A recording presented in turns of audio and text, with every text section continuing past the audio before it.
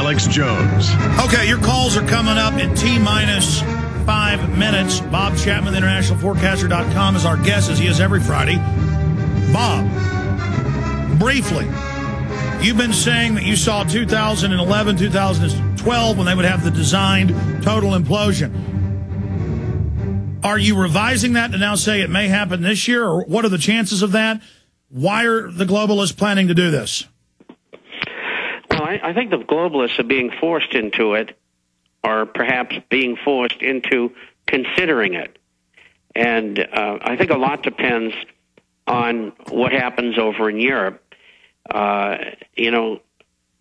These nations want a guarantee so that they won't go under, but you can't do that. I mean, the amounts are colossal, collectively. And that doesn't, just leave the United States out of it. And so they know that they're going to have to sculpt this thing so that it suits their purposes.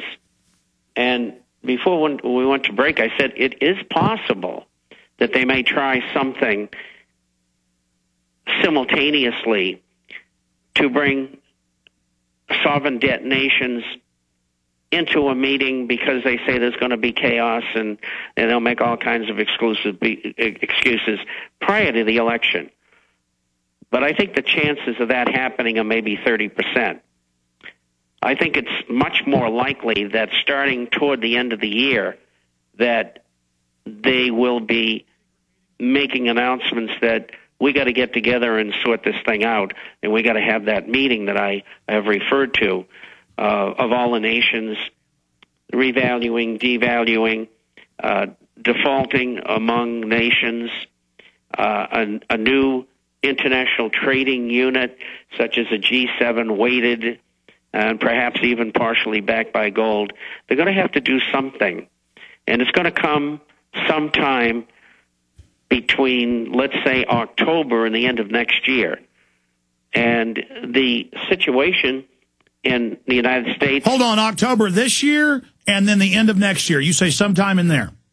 Right. And in the United States, we're still experiencing, as they are in Ireland and Spain, these tremendous losses in the real estate business, both commercial now as well as the residential.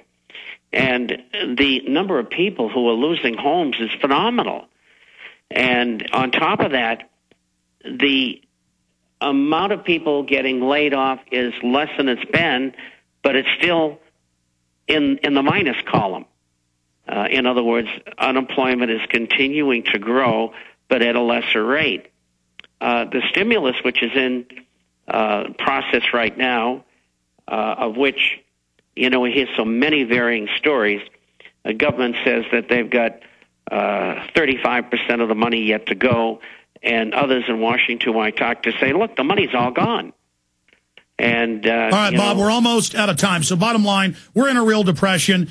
The media propaganda won't paper over that, and the globalists are damned if they do, damned if they don't, so they may want to intensify the crisis. We'll continue to follow that. I wanted to bring Ted Anderson up for just 2 minutes and then plug International Forecaster for folks that want to get a copy of it, because I didn't dump gold. I bought it $280 or 300 or 400 or 500 or 600. And when it went down a few weeks ago, I didn't dump it. Now it's gone right back up because I know there's concerted global devaluing of currencies together by the G20. We just put up the headline out of Australia 2 weeks ago, secret banking summit by the 24 top private central banks of the world. Clearly, they are just absolutely out of control. And regardless, we know they're devaluing currencies. Gold is the place to be. I wanted to bring Ted up briefly because I know he's busy. But Ted, you've been offering a deal of francs that you bought back at the 1,050 level with its 1,100. What's gold at today, Ted? Well, right, gold high today is 1,126. Currently, right now, gold is trading right around 1,120. So it's gone up quite a bit since that 1,050 range. Yeah, so it's gone up over $70. It's gone up over $70. What's the deal you're offering now, and can you still offer somebody buys one coin that was at the price when it was $70-something less, and they get a free yearly subscription to the International Forecaster? Yeah, they do. It's the franc. The franc coin is a 1/5 of an ounce gold coin, and currently, right now, they're trading for $249.61.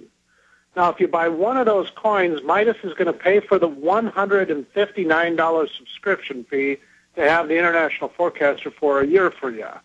And I don't know how I can make this easier, but that comes out to be about $480 in gold in the price if you take that subscription an ounce money out of it. Yeah. So, I mean, that turns the clock back about 10 years to buy gold at that price. That is such Alex, it's a great deal.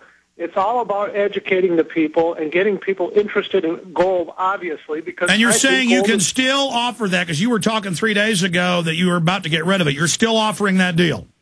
I can still offer that deal because I still have supply.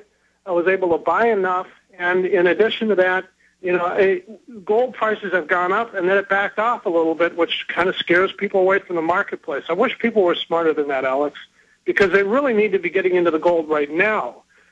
Bob is talking about October. You and I both know there's going to be a lot of motivating factors this fall that are just going to drive people to gold like crazy. It's like a time machine. Once you get into the fall, gold and silver just rages forward, and there's so many economic problems then. Well, bottom line, the bankers have been trying to drive down gold. They've been unsuccessful. You bought gold when it was $1,050. It's $1,120 something today. You're offering it to them at the lower price. You buy it when it's low, sell it when it's high at the old low price, and give people the free newsletter that's invaluable. This is a thick newsletter. Tell us about your newsletter, Bob Chapman. It's finance, economic, social, and political issues all over the world. By email, we produce a publication every Wednesday and Saturday. Runs around 40 pages each time. And for the people who are not on the Internet, we have a hard copy as well that goes out twice a month. So I can't see how anybody can turn down Ted's offer. Absolutely. 800-686-2237. The gold prices on his website are a lot higher, and they're still great deals. This is for my audience. Ted, can you run this through Sunday? Yeah, we're going to run it right straight through Sunday. And you got to remember that Federal Reserve raising the interest rates was to shore up the value of the U.S. dollar, and gold's going up anyways. That should be a telltale sign for people to be getting into gold. 800-686-2237. 800-686-2237. Brokers will be there till about 10 tonight Central. There'll be some of them there on the weekend. If they don't answer, leave your name and number. You'll still be able to get the deal on Monday if you got your call in by Sunday evening. 800-686-2237. 800-686-2237, and get that free copy of the International Forecaster and get the gold at a cheaper price, or go to the internationalforecaster.com and pay for it. Bob Chapman, thank you so much for spending time with us. We'll see you next Friday. Surely, and thank you all for listening. Ted Anderson, again, one more time. Explain to people the deal they're getting here. Yeah, it's a franc coin. It's the coin that was used in Europe for trading. It's out of Belgium. It's out of, Switzerland had them. The French had them. It's a 1/5 of an ounce gold coin. Right now it's at $249. Bob Chapman's newsletter is $159.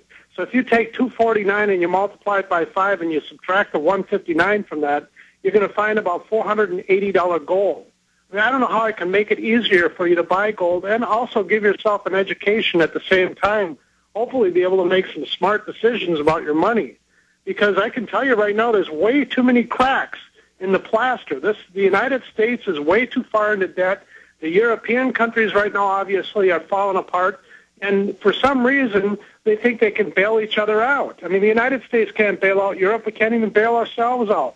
And they're devaluing currency simultaneously. 800-686-2237. Ted, thanks for joining us. Yeah, thanks for having me up, Alex. Okay, here's the deal. I'm going to now move to your calls quickly. Please throw out your question, your comment, and move the next person. In the last 15, 20 minutes, I'm going to have Rob doing here. He knew and was off and on with different bands with Joe Stack, who it turned out supposedly played with Joe Ely and all these other big Austin. Rob Dew says he was an incredible musician, very quiet, didn't talk about politics. We'll talk to him in studio. Let's go to Ron in Texas. Ron, thanks for holding.